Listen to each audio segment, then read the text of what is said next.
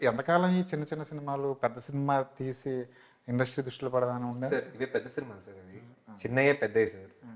So, అందరూ పెద్ద సినిమాలే జేస్తున్నారు కదా సార్. మనం ఇంకో ట్రాక్‌లో ప్యారలల్ ఇండస్ట్రీ నడిపిద్దాం. ఇలాంటి కంటెంట్ ఫిల్మ్స్ ఇయర్‌లో మీరు గమనిస్తే అన్ని కంటెంట్ బేస్డ్ ఫిల్మ్స్ చిన్న సినిమాలే వర్కౌట్ అయినాయి. 'కోర్టు', 'లిటిల్ హార్ట్స్', 'రాజు వెడ్స్ రాంబాయి' మీరు చూడండి. అందులో ఎవరు తెలిసినోళ్ళు కాదు. But those are working. That itself is a big achievement. మీరు గమనిస్తే అన్ని బిగ్ ఫిల్మ్స్ బాంబ్డ్ ఈ ఇయర్‌లో. అన్ని పెద్ద సినిమాలన్నీ వర్కౌట్ కాలేదు. Okay. So, it's not about big I believe stars are there to bring people for the first day in the theatres. Second day నుంచి కాంటెంటే. అదే చిన్న సినిమాలకి ఫస్ట్ డే జనాలు రప్పించడం కష్టం. కానీ సినిమా బాగుంటే సెకండ్ డే నుంచి జనాలొస్తారు. Which is almost the same. దానికి we are spending so much of money there. ఇది పెద్దదైతే దీనికన్నా అచీవ్‌మెంట్ ఏముంది సార్? దీంట్లో ఉన్న ఆర్‌ఓఐ పెద్ద సినిమాల్లో కూడా ఆర్‌ఓఐ ఉండదు. అండ్ ఎక్కడైనా తేడా కొడితే ఇప్పుడు వాళ్ళందరికీ they may have lot of businesses and all. I don't have anything. I'm software engineer. నేను ఒక సినిమా గాని పెద్ద సినిమా చేసి నష్టపోయి ఫైనాన్స్‌లో ఇన్వాల్వ్ అయ్యి, ఆ ఊబిలో పడిపోయి ఇరుక్కుపోయాననుకో, నా హోల్ లైఫ్ ఈస్ గాన్. ఆ కాలిక్యులేషన్స్‌లో చూసుకొని జాగ్రత్తగా ఉంటేనే నేను సర్వైవ్ అవుతున్నా ఇన్నాళ్ళు. Show me one small producer who survived more than 4 films ఈ చిన్న బడ్జెట్స్ చేస్తూ. నేను ఇంకా సర్వైవ్ అవుతున్నాను ఎందుకు అంటే I'm making films to make more films. ఎందుకంటే నేను అట్‌లీస్ట్ బ్రేక్ ఈవెన్ అవ్వాలి. ఓకే. I'm not greedy. ఇంకో సినిమా చేయాలంటే ఈ సినిమా నాకు ఈ సినిమాలో నేను పెట్టిన డబ్బు నాకొస్తే ఈ సినిమాలో ఉన్న డబ్బులు తీసుకెళ్ళి ఇంకో సినిమాలో పెట్టొచ్చు. ఓకే.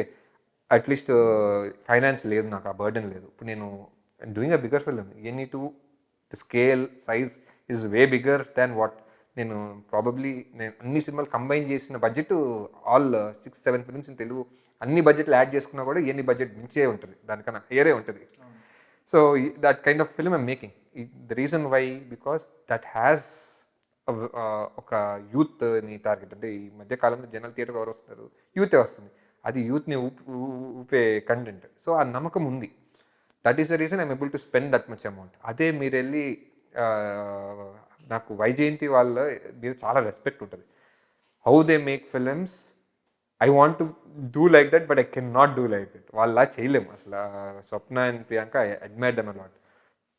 'చాంపియన్' లాంటి సినిమా మీద అంత ఖర్చు పెట్టారు అని అంటే show me other producer who is there who can put money like that.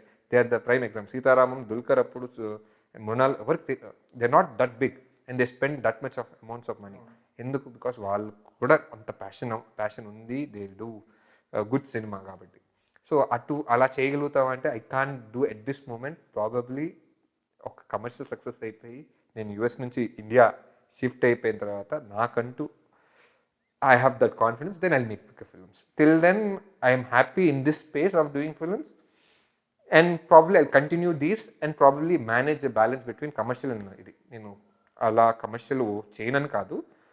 అది వాళ్ళు కూడా అంతే ప్యాషన్‌తో ఆ కథకి వస్తే, లేదు డబ్బు కోసం వచ్చేవాళ్ళు ఉంటారు, ప్యాషన్‌తో వచ్చేవాళ్ళు ఉంటారు. అదే ప్యాషన్‌తో యాక్టర్స్ కూడా ఇన్వాల్వ్ అయ్యి కలిసి చేసుకుందాం అనుకుంటే, then I am ready for it.